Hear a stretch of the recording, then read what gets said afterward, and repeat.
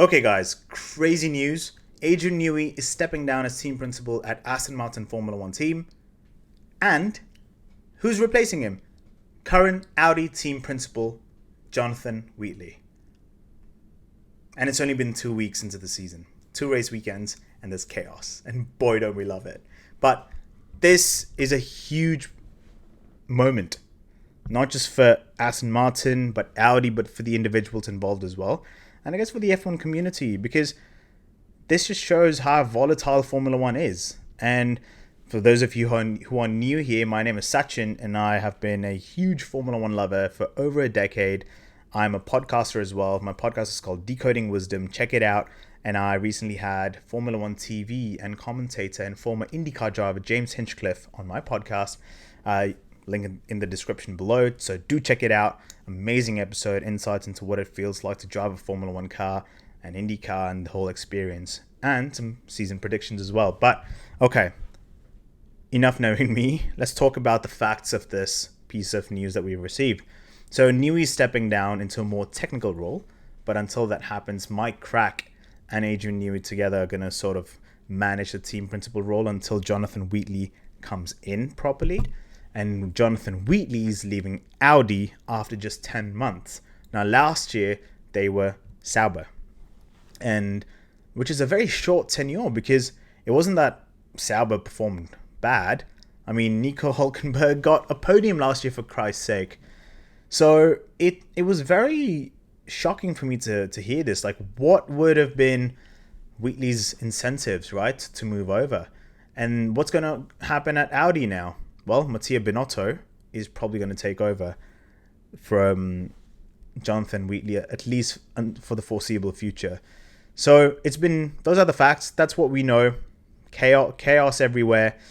But why has this happened? We all know that Aston Martin's start to 2026 has been far from disastrous. It's been appalling, right? Given what the team has, the resources that they have back at Silverstone, it's insane to think that they're going through this, because 2026 was going to be the year where the 5-year plan or the 6-year plan, I think Aston Martin had, and Lawrence Stroll announced in 2021 when Aston Martin Formula One team was announced. So looking back, let's roll back. Let's think about what happened with Aston Martin this year and why it happened. So we know that the car is designed beautifully. It's very aggressive, aerodynamically, and you look at the rake and stuff, it is pure art. We get that. But there is an issue.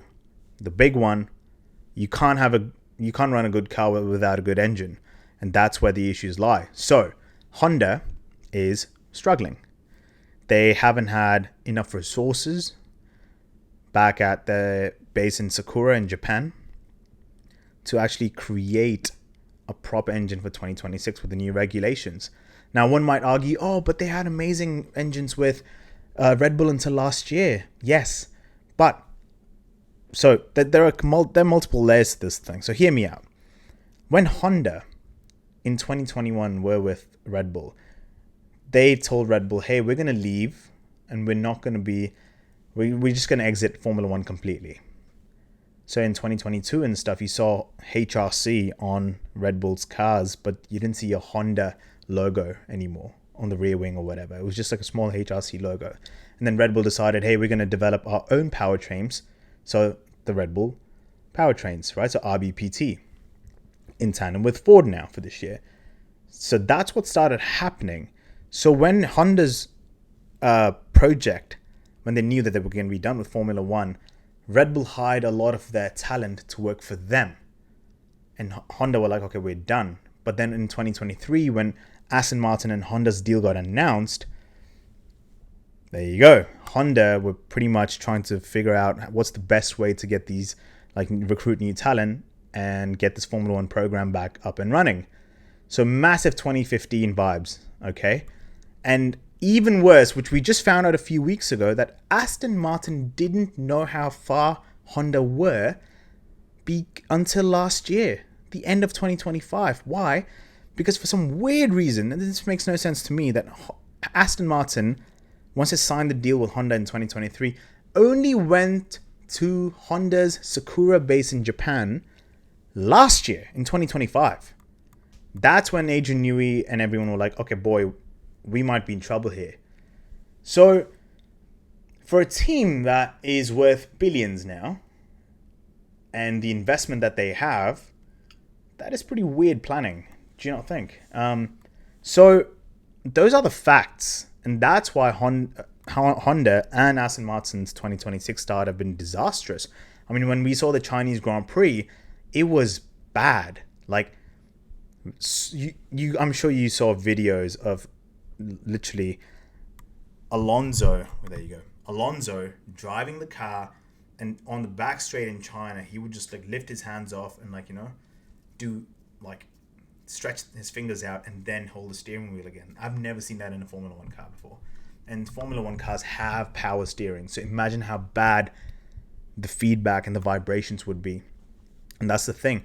The vibration crisis is making it look even worse. So, why has this happened? Is Adrian Newey the right person for a team principal role? Many people have argued that no, his strength lies with the car, with the technical side of things, which is why he was CTO. And that makes sense. From that part, great, I understand. He's great at designing cars. And then Aston Martin needs an operations expert to fix the chaos, at least from my opinion, because there's so much that is involved in a team principal's role. Not just, you have the drivers, you have the car, you have the engine, you have the workforce, you have so many things, you have the sponsors. So you're managing multiple things, right? You got to be a jack of all trades. Was Adrian Newey a jack of all trades?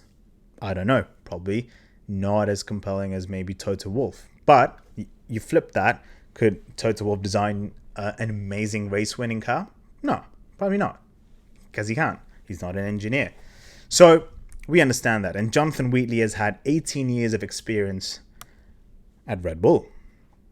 But before that, I think not just at Red Bull, Benetton, Renault, he's done it all. He's climbed the ladder, so he understands a lot of those things. And watching Drive to Survive this year, when you watch how Jonathan Wheatley manages his team, it looks pretty, like he seems like a good manager, right? Like a good team principal. So that's going to be interesting to see how he does. Now, what does this mean though?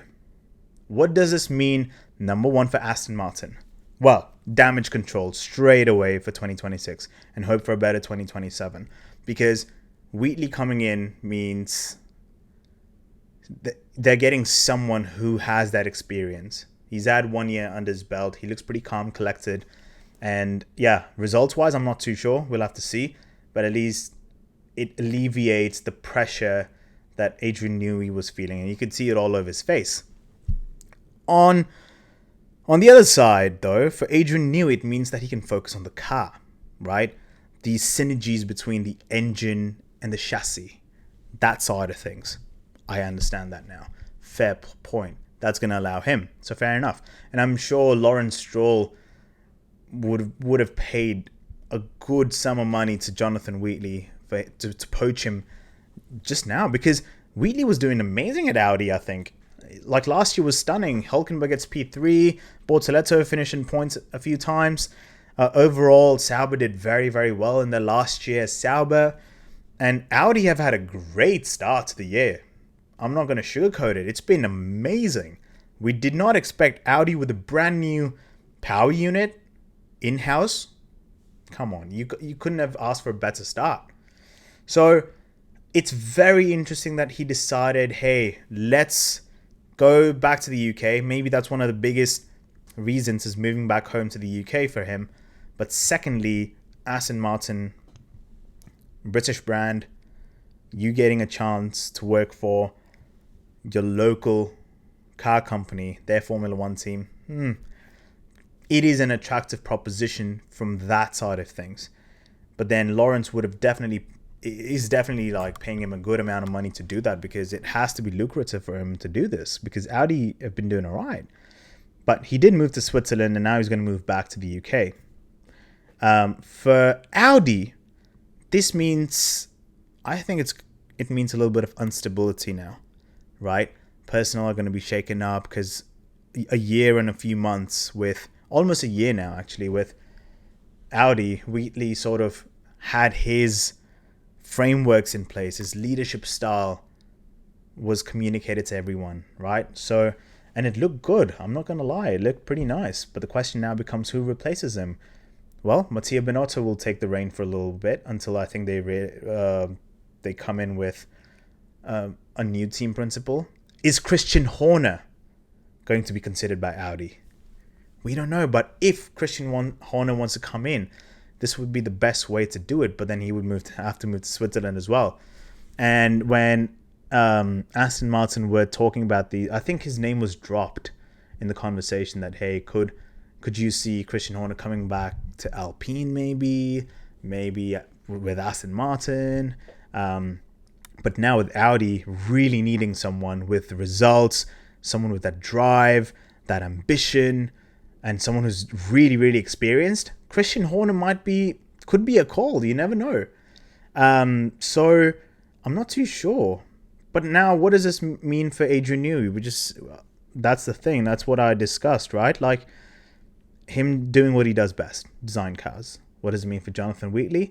A career-defining challenge for sure. Because this is a bombshell, man. This is such a huge task to reprieve a team that is, I don't know if is Aston Martin a place you want to work right now? You know, it's tough. It's David versus Goliath, man. You're walking into a very tough environment right now. I hope they can sort of get it together and, somehow come back for 2027 very well. So the big questions that I've sort of thought about is, can Honda fix the vibrations? Because you could move any amount of personnel that you want, but the core issue, if the Honda engine isn't fixed, what do you do then? Adrian Newey can design an absolute rocket ship on paper, but the fuel comes from the engine, and if the engine doesn't work properly, doesn't matter how your car looks, man. For all you know, it could be a box. So that is a big question. The second question is, will Newey's 2027 Challenger be any competitive? I'm not even talking about 2026 anymore. But again, it hinges on the Honda question. Can Jonathan Wheatley really deal with the chaos and manage the chaos? I think time will tell, but this is it has to have been a very attractive proposition for him to say yes. Because Audi are doing, as I said, they're doing phenomenally right now. And then what does it mean for Audi? Is Audi's rebuild getting derailed? Is their program going to be affected or compromised in any shape or form? We don't know that. But I do know that Audi are in a much better position in terms of, if they lost a chief technical person, right, like their CTO, what does that mean for the car, right? A team principal, more so from the managerial side of things, still doable. And they have Mattia Binotto, who was a team principal at Ferrari. Couple of great seasons, couple of not so great seasons. So we've had that. They have that still in the bank. So no issues at all from that side of things. But how long will it take? So this shows me, at least, how desperate Aston Martin and Lawrence Stroll are, that they will spend anything in any amount to fix this. And I respect that. But Wheatley going to Aston Martin means he's going to be under Lawrence Stroll's supervision. And that's a very tough role. I think Mike Crack, you could see sort of crack, no pun intended. And Jonathan Wheatley, it's a big ask. It really is a huge ask. But we'll see what happens. And then, 2027 is going to be a make or break for this project, I think. Given, I don't know why Aston moved from the Mercedes deal. I'm sure they would have had some sort of, insights or a business case done to, or a SWOT analysis kind of a thing for the Honda project. But I don't know how they missed out. I really don't know, the key permutations, combinations, right? I don't know how they missed out. So we'll see what happens. Aston really they haven't even finished. Did they finish actually? No, they retired. They retired in both races. So yeah, this is very interesting to see. I would love to hear your takes. What do you think? Do you think Jonathan Wheatley can actually save Aston Martin out of this hole? Or is the Honda engine unfixable now? What does it mean for Audi, from your take? Do you think this was a good decision? Comment your take down below. And you can tweet at me, or use X, sorry, at Satch the F1 guy. My Instagram account, at Satch the F1 guy as well. It's currently, yeah, that's another thing. My Instagram got suspended for a copyright issue, which I didn't mean to. It was a very, unintentional thing. I didn't know, and I just got a warning and they suspended my account. So I'm trying to get it back. If anyone has tips on how to get back your account, I do have a Meta verified subscriptions, but it's still taking a lot of time. But yeah, TikTok at Sash the F1 guy, and on YouTube, you know where to find me. But yeah, let the games begin at Aston Martin now, because this is going to get very juicy. But yeah, a lot of waffling for me now. Drop your takes in the comments below, and I'll see you guys in the next video.